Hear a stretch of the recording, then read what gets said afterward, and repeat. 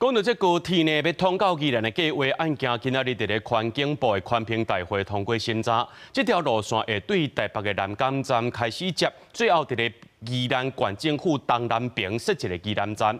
会闪开这翡翠水库集水区，拢总有60.6公里长。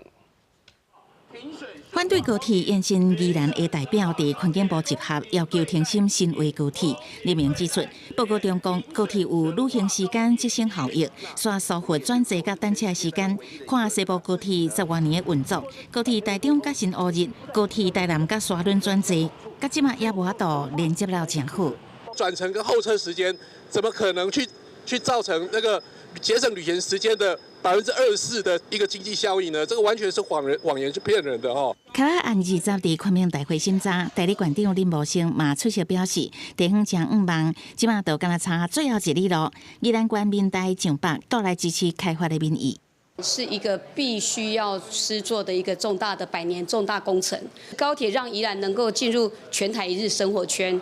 宜兰延伸高铁全长60.6公里，新建工程59.6公里，起点是南港站地下月台，最后是伫宜兰县政府东南边设站，闪开翡翠水库集水区，行车时间差不多20分。交通部讲绝对无中高铁轻代替，为西部经验来看，高铁通车了后，代替的运量原来会增加。